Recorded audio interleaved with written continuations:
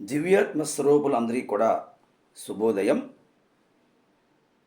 ఉదయం బ్రహ్మాండ స్వరూపం, మధ్యాహ్నంతు మహేశ్వరం, అస్తమానం స్వయం విష్ణు, త్రయమూర్తి దివాకర.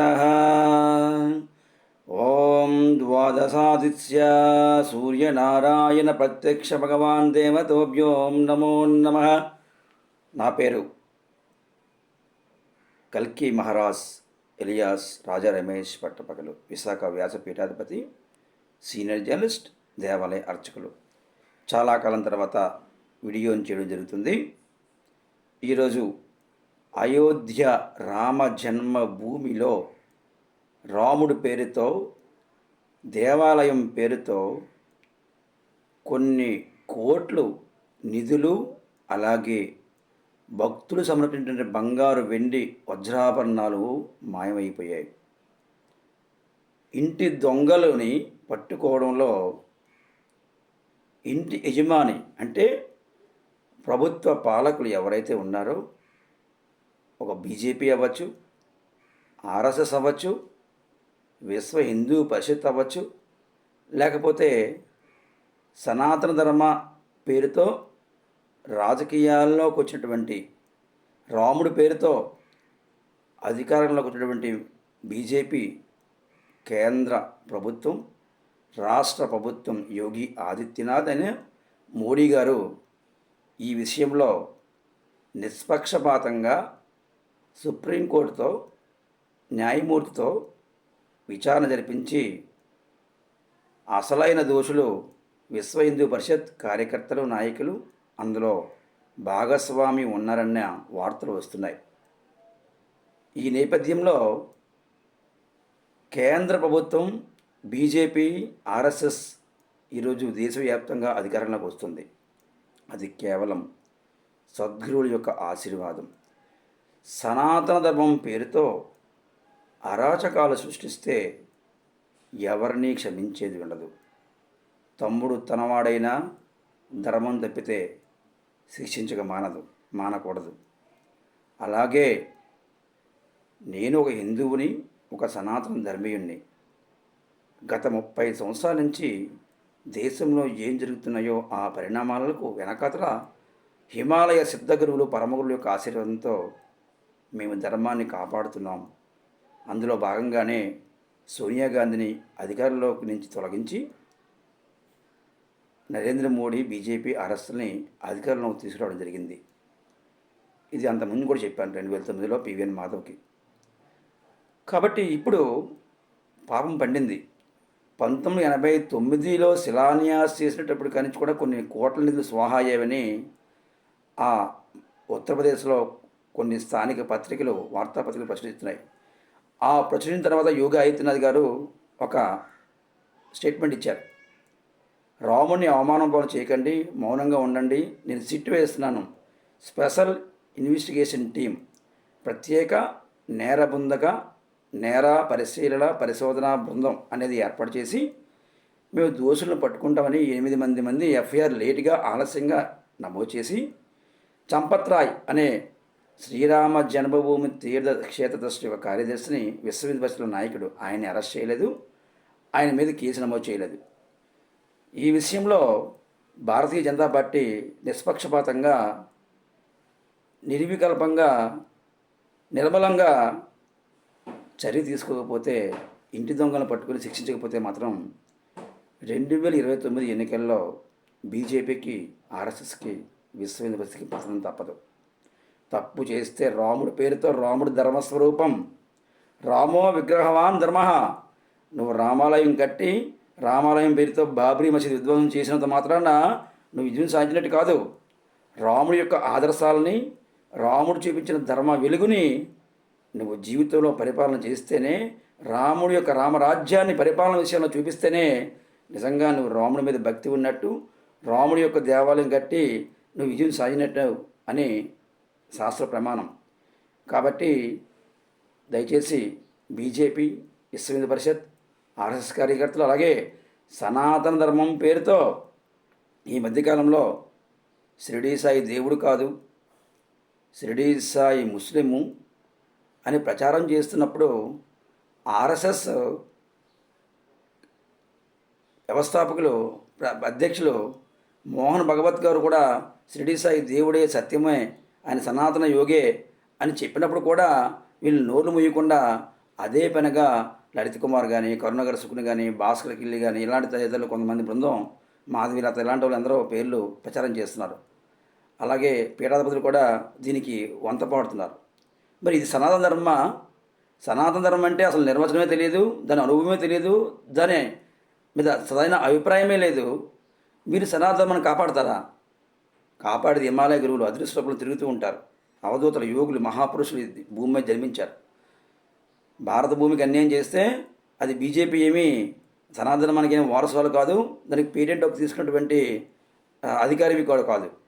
అది ప్రతి ఒక్కరికి కూడా అందులో భాగస్వామ్యం అవుతారు, ప్రతి జీవుడు కూడా, ప్రతి ఆత్మస్వరూపం కూడా. కాబట్టి దయచేసి హెచ్చరిస్తున్నాను. అహంకారం పెరిగింది. మమతా బెనర్జీని అధికారంలో తీసింది నేనంటే నేను కాదు, నా వెనకాల గురుస్వరూపం. అహంకారంతో మాట్లాడలే, సత్యాన్ని చెప్తున్నాను.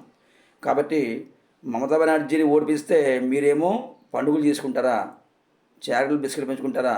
ఇప్పుడు నేను నెక్స్ట్ 29 ఎన్నికల్లో నిర్ణయం తీసుకోలేదు. ఇంకా గురువులతో మాట్లాడతాను, హిమాలయ గురువులతో ధ్యానంలో మాట్లాడి, మీరు అయోధ్య రామాలయం విషయంలో, నిధుల యొక్క కుంభకోణం స్కామ్ విషయంలో మీరు సరైనటువంటి నిర్ణయం, పరిపాలన, తీర్పు, శిక్ష, పరిపాలన విషయంలో జోక్యం చేసుకోకపోతే, చేయకపోతే మీకు ట్రీట్మెంట్, శిక్ష ఉంటుంది.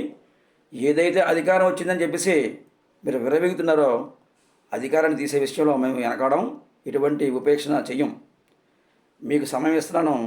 2029 ఎన్నికల లోపు, అంటే 3 నెలల ముందు మీరు పరిపాలన ఎలా చేయండి నాకు అనవసరం. దేవుడి పేరుతో, ధర్మం పేరుతో అధర్మాన్ని సృష్టించినా, దేవుడికి అన్యాయం చేసినా ఉపేక్షించేది లేదు. రాముడు చూస్తూ ఊరుకోడు. రాముడే కాదు, ఏ గురువు చూస్తూ ఊరుకోడు. ఇది హెచ్చరిక. తర్వాత రామనారాయణ రెడ్డి, ఆయన దేవాదాయ శాఖ మంత్రి, ఆంధ్ర రాష్ట్ర బీజేపీ కూటమిలో, మహాకూటమిలో ఒక మంత్రి. టీటీడీ నిధులు మేము షిరిడీ సాయికి ఇవ్వము అంటే, షిరిడీ సాయికి ఇంతకుముందు నువ్వు ఎప్పుడు ఇవ్వలే నిధులు, ఇప్పుడు కొత్తగా ఇస్తామని ఒక జర్నలిస్ట్ ప్రశ్నకి నువ్వు సమాధానం చెప్తున్నావు. నీవు ఇవ్వడానికి రూల్స్ ఒప్పుకోకపోతే ఇవ్వని చెప్పు. నీకు ఎవడు అడుక్కోలేదు, బెచ్చమెత్తలేదు. ఎవరికి వాళ్ళు సాయి భక్తులు కట్టుకుంటున్నారు, పోషిస్తున్నారు, దేవాలయాన్ని పోషణ చేస్తున్నారు. నువ్వు టీటీడీ నిధిలో నువ్వు హిందూ ధర్మంలో అన్ని దేవులకి ఇచ్చు, వాళ్ళు దానికి అభ్యంతరం లేదు. కానీ ఆయన హిందూ పౌరాణిక శాస్త్రాలు వాళ్ళు లేరు, ఆయనకి అన్ని మతాల వాళ్ళు పూజిస్తారు. వైదిక నియమాల ప్రకారము, ఆగమ శాస్త్రాల ప్రకారము షిరిడీ సాయి దేవాలయాల్లో శాస్త్రోక్తంగా పూజ జరగట్లేదు అనడానికి నువ్వెవరు? వైదిక నియమాల ప్రకారం అచ్యుతం రామనారాయణం కేశవం అని చెప్పి షిరిడీ సాయి ఆడతల్లో పాటలు ఉంటాయి, చదువు సరే. నేను షిరిడీ సాయి భక్తుడినే, నేను క్షమాపణ చెప్తున్నాను, మనోబోలు దెబ్బతీసాను, తర్వాత స్టేట్మెంట్ ఇచ్చావు. 4 జారే ముందే నోటి నుంచి పదం పైకి పెదవి దాటిన మాట పృథివీ దాటుతుంది. పెదవి నుంచి నోటు రాకముందే నేను నియంత్రించుకోవాలి, నిగ్రహించుకోవాలి. నోరు జారావు. చంద్రబాబు నాయుడిని 2018లో సనాతన ధర్మం విషయంలో, విజయవాడ పుస్తకాల విషయంలోనే, గోదావరి పుస్తకాల విషయంలో తప్పు చేశాడు, దేవాలను ఎరగొట్టాడు. ఆ ఫలితంగానే 2018లో 17లోనే నేను శ్రీనివాస్ తరపున కలెక్టర్కి మెమరీ ఇచ్చినప్పుడు వార్నింగ్ ఇచ్చాను, నెక్స్ట్ నువ్వు అధికారులను శపించాను. ఆ ఫలితంగానే 2019 ఎన్నికల్లో చంద్రబాబు నాయుడు ఓడిపోయి చావు తప్పి కన్నులొట్టవి ప్రాణగణం కూడా ఉంది. ఆ ప్రాణగణం ఫలితంగానే హరికృష్ణ బయలైపోయాడు, సౌందర్య బలైపోయింది గతంలో. అలాగే నువ్వు జైలుకి కూడా వెళ్ళావు. జగన్ని నేను సీఎం చేయడం నాకు ఇష్టం లేదు, కానీ మరి వేరే ప్రత్యామ్నాయం లేక నిన్ను శపించాను కాబట్టి జగన్ సీఎం అయ్యాడు. 2020లో జగన్ కూడా రామాలయాలకి ధ్వంసం చేశాడు, రాముడు తల్లడికి పిచ్చోడు చేసి చెప్పాడు. అందుకని జగన్ని సీఎం కాకుండా ఫ్లెక్సీలు కూడా ఓడపెక్కాను, ఒంటరిగా పోరాటం చేస్తాను. నన్ను పిచ్చోడు ముద్రేశాడు. భయపడ్డాను నేను, ఎవరికి భయపడేది లేదు. సూర్యుడు ఎవరికి భయపడ్డాడు, చీకటి భయపడ్డాడు, కాబట్టి మేఘాలు భయపడ్డాడు. మళ్ళీ వెలుగుతాడు కొంత గ్యాప్ ఇచ్చినా సరే. సింహం వెనక్కి వెళ్తే మళ్ళీ ముందుకి అంతకన్నా వేగంగా వస్తుంది. నన్ను ఎంతమంది ఇబ్బందులు పెట్టినా నన్ను ఏం చేయలేపారు, చంపడానికి ట్రై చేశారు కూడా చంపలేపారు. కాబట్టి చివరి హెచ్చరిక, ఆనం రామనారాయణ రెడ్డి, చంద్రబాబు నాయుడు, పవన్ కళ్యాణ్, నువ్వు సనాతనవా? నేను సనాతన ధర్మం వ్యక్తిని అని చెప్పావు కదా, ఏం మాట్లాడలేదు నువ్వు? నేను ఉపముఖ్యమైన చేసింది నేనంటే నేనుగా నా గురుస్వరూపం. మరి 2 సార్లు ఓడిపోయావు. నేను ముందే నేను చెప్పి చేశాను. కానీ నా రికార్డులు ఉన్నాయి, నా వాట్సాప్లో మెసేజ్లు ఉన్నాయి, సాక్ష్యాలు ఉన్నాయి. ఇది కూడా ఎవిడెన్స్ కోసం చేస్తున్నాను, పబ్లిసిటీ కోసం కానీ వ్యూవర్స్ కోసం చేయట్లే. 2029లో చంద్రబాబు నాయుడు మళ్ళీ నీకు అధికారం కోల్పోవాలి అంటే నువ్వు జగన్ ఏం చేస్తున్నావు? ఏం చేస్తున్నావు? అధియాత్రకి, ముస్లిం ఫాస్టర్లకి, ముస్లిం ఇమాములకి, జమాములకి, నమాములకి, అలాగే క్రైస్తవ ఫాస్టర్లకి ఫండ్స్ ఇస్తున్నావు, శాలరీలు ఇస్తున్నావు. ప్రైవేట్ దేవాలయాల పూజారి సంగతి ఏంటి? వాళ్ళని ఆదుకున్నావా? దేవాలయాల అధర్మం, గుడి పేరుతో దేవుడి పేరుతో కమిటీ వాళ్ళ అన్యాయం, అక్రమాలు. ఒక అర్చకుడిని ఎంబీబీ కాలనీ మువ్వలపాలెం సాగర సీతారామలింగేశ్వర ఒక అర్చకుడికి అన్యాయం చేశారు. స్వయంగా నాకే అర్ధాంతరంగా ఉద్యోగం తీసేసి ఇంకో అర్చకుడు సాటి బ్రాహ్మణుడు కూడా సాటి బ్రాహ్మణుడికి అన్యాయం చేశాడు. ఎక్కడ ధర్మం ఉంది? ఏ మనిషిలో ధర్మం ఉంది? ప్రతి మనిషి కూడా ధర్మానికి వ్యతిరేకంగా నడుస్తున్నాడు. ధర్మో రక్షిత అంటే ముందు నీ స్వధర్మాన్ని, నీ ఆత్మధర్మాన్ని, నీ మానసిక ధర్మాన్ని సచ్చీలతగా ఉండడం, నిజాయితీగా ఉండడం, నిరకలశంగా ఉండడం, నిర్మలంగా ఉండడం, మనసులో శుద్ధత్వం కలగడం, ఆత్మలో పరమాత్మ దర్శనం పొందడం. అది సనాతనం అంటే. ప్రతి మనిషి మానవుడే. నువ్వు హిందువా, ముస్లిమా, క్రైస్తవుడా అని చెప్పలే వేదం. మానవుడు గురించి చెప్పింది. మానవుడు కాదా? అందులో రక్తం ప్రవహించట్లేదా? రక్తం ఎరగలేదా? అందరికీ అదే శరీర అవయవం కదా. మరి ఎందుకయ్యా హిందూ ధర్మం పేరుతో, సనాతనం పేరుతో మనుషుల మధ్య విద్వేషాలు రెచ్చగొడుతున్నావు? లలిత్ కుమార్ సనాతనం పేరుతో మీకు విద్వేషాలు రెచ్చగొట్టిన సనాతనం చెప్తుందా? వేద ప్రమాణం కాదు. షిరిడి సాయి మీద విమర్శించే హక్కు ఉందా? షిరిడి సాయిని విమర్శించావు కాబట్టి ఈరోజు మీ పాపం పడింది. బీజేపీకి, ఆర్ఎస్ఎస్కి చెప్తున్నాను, ఇదే చివరి హెచ్చరిక.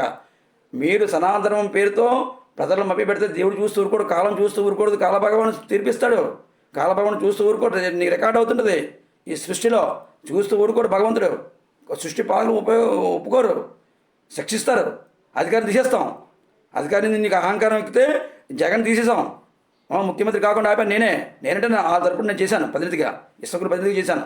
మళ్ళీ చెప్తున్నాను, 2029 ఎన్నికల 6 నెలల ముందు మీ పరిపాలన విధానాన్ని, మీ యొక్క షిరిడి సాయిని విమర్శించా కానీ పాపం పండింది. ఈరోజు పాపం పండింది. హిందువులకి కూడా చెప్తున్నాను, షిరిడి సాయి విగ్రహాలు ధ్వంసం చేస్తారా? షిరిడి సాయిని కాలుస్తారా? మీకు ఎన్ని గుండెలు? మేము కాలం శవతారణం చేస్తే భూమి తత్తరిల్లిపోద్ది, అఘోర నాశనాలు వస్తే. అర్థమైందా? కాబట్టి ఇదే చివరి. నేను వీడియోలు చేయను ఎక్కువ, నాకు పబ్లిసిటీ అవసరం లేదు, ప్రచారం అవసరం లే. నేను ఎవిడెన్స్ కోసం మాత్రమే ఈ వీడియోని యూట్యూబ్లో అప్లోడ్ చేస్తున్నాను. కాబట్టి గత 30 సంవత్సరాల నుంచి సోనియా గాంధీ అధికారులు దించింది నేనే. బీజేపీని అధికారులు రప్పిస్తానని చెప్పి మాటిచ్చాను, రప్పించాను. తిరిగి మళ్ళీ చేస్తున్నాను. 2029 ఎన్నికల్లో బీజేపీ నామరూపం లేకుండా ఓడిపోవాలి అంటే మీరు ధర్మాన్ని ఖచ్చితంగా ఆచితూచి తప్పకుండా నిర్వద్వంగా, నిశ్చితంగా, నిష్కల్పసంగా ఆచరించి చూపించాలి. కేవలం ప్రకటనకి, ఉపన్యాసాలకి మేము నమ్మం. నువ్వు ఏం చెప్తున్నావో, ఏం చేస్తున్నావో పరిశీలిస్తాం. కాబట్టి ఇదే చివరి హెచ్చరిక. అలాగే చంద్రబాబు నాయుడు కూడా హెచ్చరిక. మీరు కరెక్ట్గా ఉండకపోతే మాత్రం, సత్యంగా పరిపాలించకపోతే మాత్రం, నీతి నిజాయితీ లేకపోతే మాత్రం శిక్షించక తప్పదు. ఈ వీడియో చేస్తున్నందుకు అందరికీ కూడా నా యొక్క మనస్సుమాంజులు, ధన్యవాదాలు. షిరిడి సాయిని హింసించవద్దు. షిరిడి సాయి సద్గురువే దైవమే. షిరిడి సాయి కోసం ప్రాణ త్యాగం చేయడం కోసం నేను సిద్ధంగా ఉన్నాను. అలాగే ఆ ముస్లిమా, క్రైస్తవుడా, సిక్కా, జొరాస్ట్రియనా, పార్షికుడని చూడను. ధర్మం తప్పితే ఎవడైనా ఒకటే. మతాలతో నాకు ప్రమేయం లేదు, తత్వాలతో, వర్గాలతో ప్రమేయం లేదు, దేవుడి పేరుతో నాకు ప్రమేయం లేదు. అంతా ఒకటే. మానవులంతా సమానమే. మానవులంతా పరమాత్మ బిడ్డలే. పరమాత్మ అర్థం నిల్చుంటే ప్రతిరూపం ఎలా వస్తుందో, మనిషి నిల్చుంటే అర్థం ప్రతిరూపం వస్తే పరమాత్మ యొక్క ప్రతిబింబాలే ఈ యొక్క జీవాత్మ స్వరూపాలు. మానవ లోకం, ఈ జీవరాశులు కూడా, ఈ సృష్టి, ప్రకృతి అంతా కూడా. ఖచ్చితంగా మీరు ధర్మాన్ని పాటించకపోతే వచ్చే ఎన్నికల్లో అధికారం నుంచి తీసేస్తాను. ఇది గురువుల యొక్క సాక్షికో, పరమగురుల యొక్క సాక్షికో, ధర్మస్వరూపమైనటువంటి శ్రీమన్నారాయణ యొక్క రామ స్వరూపంతో మాట్లాడుతున్నాను. షిరిడి సాయి మీద విద్వేష ప్రచారాలు, విద్వేష స్పదలు ఆపండి. పాపం పండింది. షిరిడి సాయిని అపరాధం చేసినందుకే మీ పాపం 89 నుంచి మీరు చేస్తున్నటువంటి నిధులు స్కాము అయోధ్యలో ఈరోజు బయటపడిందని పాపం పండిన టైం పడుతుంది, వేచి ఉండాలి. కాబట్టి ఇదే చివరి హెచ్చరిక. నా పేరు కల్కి భగవాన్, విశాఖ వ్యాసపీఠ సీనియర్ జర్నలిస్ట్, దేవాలయ ప్రధాన అర్చకులు.